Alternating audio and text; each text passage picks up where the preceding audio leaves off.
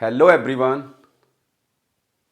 मेरा नाम है नीरज कुमार तिवारी और आज के इस वीडियो में मैं बात करने वाला हूं किरचॉफ्स लॉ की, अर्थात किरचॉफ के नियमों की। किरचॉफ्स लॉ से हम किसी भी कॉम्प्लिकेटेड इलेक्ट्रिकल सर्किट में वोल्टेज, करंट तथा रेजिस्टेंस की वैल्यू को इजीली कैलकुलेट कर सकते हैं। तो चलिए स्टार्ट करते हैं किरचॉफ्स लॉ को। किरचॉफ के दो नियम होते हैं। किरचॉफ का प्रथम नियम अर्थात KCL, फर्स्ट लॉ को हम KCL के नाम से जानते हैं। KCL मतलब किरचॉफ करंट लॉ और हिंदी में इसको धारा का नियम कहते हैं। दूसरा नियम KVL मतलब किरचॉफ्स वोल्टेज लॉ और हिंदी में इसे वोल्टता के नियम से जानते हैं। तो स्टार्ट करते हैं पहला नियम, किरचॉफ का प्रथम नियम अर्थात संधि का नियम, फर्स्ट लॉ और जंक्शन रूल।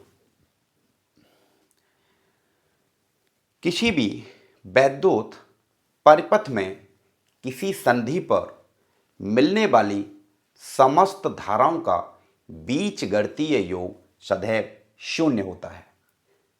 किरचॉफ का प्रथम नियम क्या है?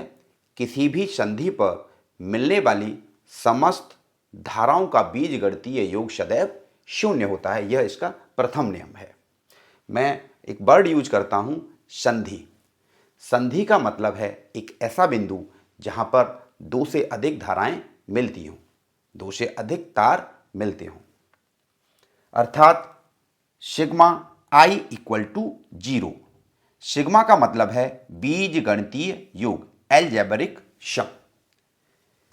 समझ में आ गया ना? पहला जो नियम है, किसी भी वैद्युत परिपथ में किसी भी संधि पर, किसी भी जंक्शन पर मिलने वाली समस्त धाराओं का बीजगणितीय योग सदैव शून्य होता है, अर्थात सिग्मा I इक्वल टू 0। यह किरचॉफ का प्रथम नियम है। मान लीजिए O कोई जंक्शन पॉइंट है, संधि है, जिस पर I1, I2, I3, I4, I5 ये धाराएं मिल रही हैं। I1, I2, I3 जंक्शन की तरफ आ रही हैं और ये जो I5 और I4 ये वाली धाराएं जंक्शन से दूर जा रही हैं। ठीक है?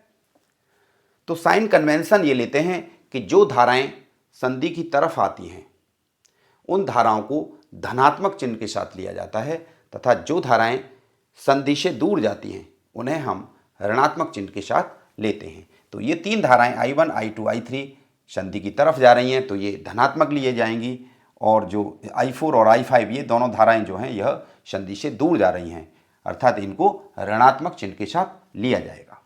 तो सिग्मा I का मतलब है I1, I2, I3 ये धाराएं तीनों धनात्मक ली जाएंगी, I1 plus I2 plus I3, क्योंकि ये संधि की तरफ आ रही हैं, माइनस अब I4 जो है वो संधि से दूर जा रही है, इसलिए इसको हमने नेगेटिव लिया है, I4 minus I5 equal to 0। और इसको और सिंप्लीफाई करें, I1 plus I2 plus I3 equal to I4 plus I5। इसका मतलब हुआ संधि की तरफ आने वाली धाराओं का योग बराबर संधि से दूर जाने वाली धाराओं के योग के। ठीक है ना? और इसको शॉर्ट में लिखें, I input equal to I out, I in equal to I out. Kirchhoff का जो प्रथम नियम है वह आवेश संरक्षण के सिद्धांत पर आधारित है, अर्थात जो फर्स्ट लॉ है वह चार्ज कंजर्वेशन पर बेस्ड है। यह ऑब्जेक्टिव प्रश्न या एक नंबर में अनिवार्य रूप से पूछा जाता है कि भाई जो किरचॉफ का प्रथम नियम है वह किस नियम पर आधारित है। तो आपको पता होना चाहिए कि फर्स्ट लॉ जो है वह चार्ज कंजर्वेशन पर बेस्ड है। समझ में आ रहा है ना? चलिए दूसरे नियम की बात करेंगे, मिटा दें इसको। ओके,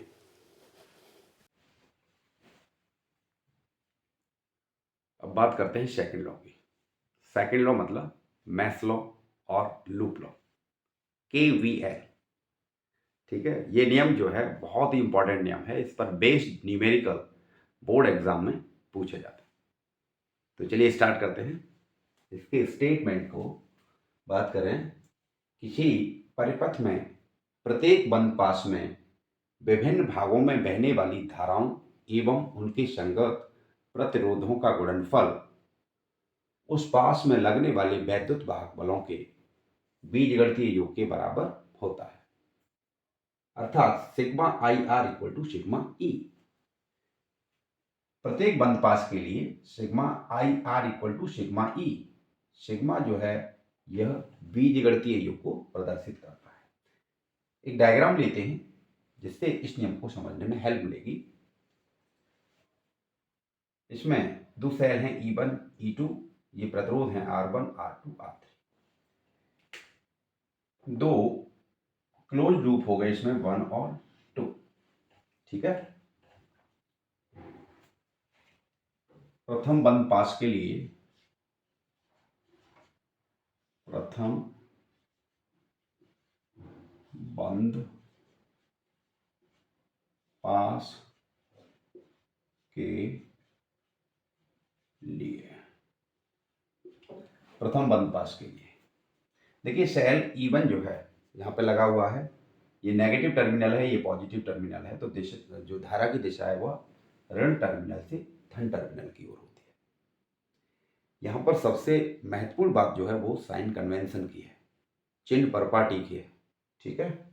तो यह हमारे ऊपर है कि हम एक बार डायरेक्शन कौन सी सेलेक्ट कर रहे हैं, चाहे हम क्लॉकवाइज डायरेक्शन सेलेक्ट कर लें चाहे एंटी क्लॉकवाइज डायरेक्शन सेलेक्ट कर लें। यहाँ पर धारा ऐसे आ रही है तो हमने एंटी क्लॉकवाइज डायरेक्शन सेलेक्ट कर लिया। ठीक है।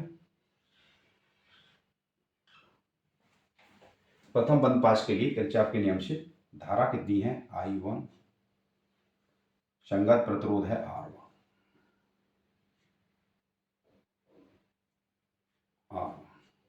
ठीक है। अब इस सेल से धारा इधर आ रही है, लेकिन हमारा जो पाथ है वो इधर है, तो हम अब साइन जो है वो नेगेटिव लेंगे। I2 into R2 equal to पहले सेल का EMF है यानी वैद्युत भाग वाला E1, और दूसरे सेल के जो है हमारा पाथ इधर है, तो हमें ये साइन जो है दूसरे के लिए नेगेटिव लेना पड़ेगा। ये हो गया E1 माइनस E2। ठीक है।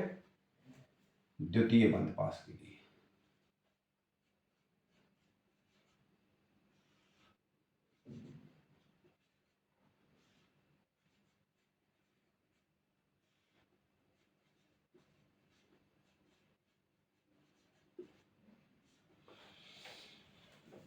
ए जो है जंक्शन है, और इस पॉइंट पर ये धारा यहाँ से I1 आई, इधर से जो है ये धारा I2 आ रही है, तो इधर जो है धारा प्रथम नियम से कितनी हो गई I1 प्लस I2। ठीक है। ऊपर से धारा I1 आ रही है, इधर से I2, तो ये टोटल धारा कितनी हो गई I1 प्लस I2 द्वितीय बंद पास के लिए। द्वितीय बंद पास में भी हमारी चॉइस है, धारा की दिशा इधर है तो हम यही पाथ जो है ले लेंगे।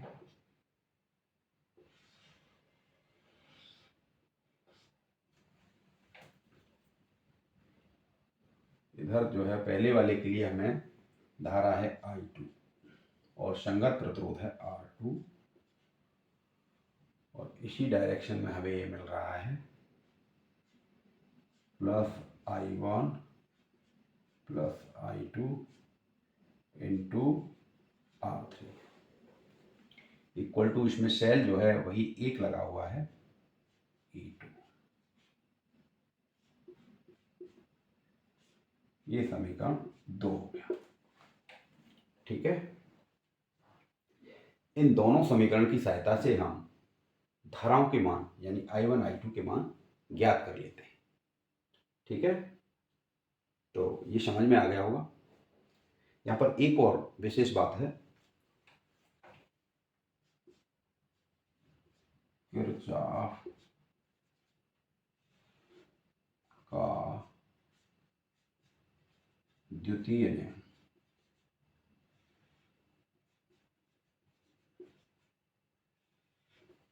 किरचॉफ का द्वितीय नियम ऊर्जा संरक्षण के नियम पर आधारित है।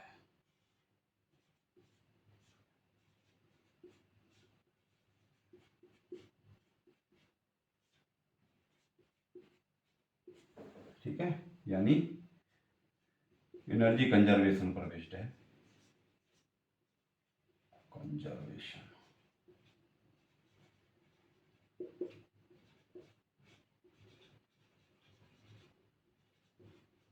आधारित है। ठीक है ना।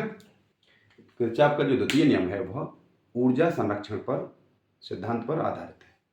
जो प्रथम नियम था वह चार्ज कंजर्वेशन पर बेस्ड था और जो दूसरा नियम है वह एनर्जी कंजर्वेशन पर बेस्ड है। ये बातें आपको ध्यान रखनी है और एक नंबर के ऑब्जेक्टिव प्रश्न में पूछी जा सकती है। आई होप किरचॉफ के नियम आपको समझ में आ गए होंगे। प्रथम नियम जो धारा का नियम है और दूसरा नियम वोल्टता का नियम है, ये दोनों नियम आपकी समझ में आ गए होंगे। ये वीडियो आपको अच्छा लगा होगा और यदि वीडियो अच्छा लगा हो तो इसको ज़्यादा से ज़्यादा शेयर करें। Thank you.